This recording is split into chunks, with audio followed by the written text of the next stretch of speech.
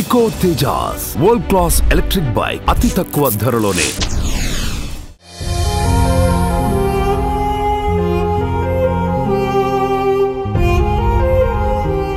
New Delhi railway స్టేషన్లో జరిగిన తొక్కిసలాటలో ఎంత ఘోరం జరిగిందో అందరికీ తెలిసిందే.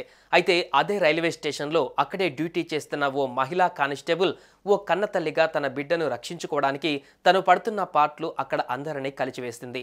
జీతం తీసుకుంటున్నందుకు పోలీస్ డ్యూటీ చేస్తూనే మరోవైపు కన్నబిడ్డను భుజాలకు వేలాడదీసుకొని తల్లి బాధ్యతలను నిర్వహించింది Delhi railway police constable Reena. ఇప్పుడు ఈమె వీడియోలు, ఫోటోలు సోషల్ మీడియాలో వైరల్ అవుతున్నాయి. అసలు ఎవరు ఈ రీనా? ఫిబ్రవరి 15న తొక్కిసలాట జరిగిన రైల్వే స్టేషన్లో ఏం చేసిందో చూడండి.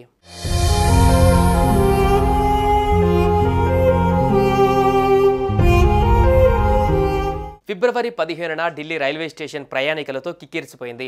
వీకెండ్ కావడంతో మహాకుంభమేళలో పవిత్ర స్నానం చేసేందుకు ఎక్కడెక్కడి నుంచో వచ్చిన వాళ్ళంతా ట్రైన్ల కోసం ఎదురు చూస్తున్నారు. ఇంతలోనే రైల్వే అనౌన్స్మెంట్ అందరినీ కంగారు పడేలా చేసింది. రైల్వే ప్లాట్ఫామ్స్ మార్చడం జరిగిందని వచ్చిన ప్రకటనతో జనం పరుగులు పెట్టారు. ప్రతి ఒక్కరూ రైలు ఎక్కేందుకు, రన్నింగ్ ట్రైన్ క్యాచ్ చేసేందుకు పరిగెత్తడం మొదలుపెట్టారు. చూస్తుండగానే నిమిషాల వ్యవధిలో రైల్వే స్టేషన్లో గందరగోళం తీవ్రమైంది. అప్పుడే తొక్కిసలాట జరిగింది. ఈ దుర్ఘటనలో 18 మంది ప్రాణాలు కోల్పోయారు.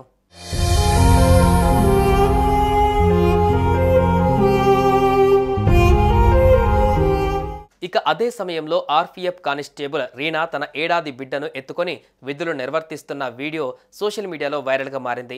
తన బిడ్డను ఎత్తుకొని విధులు నిర్వర్తించారు.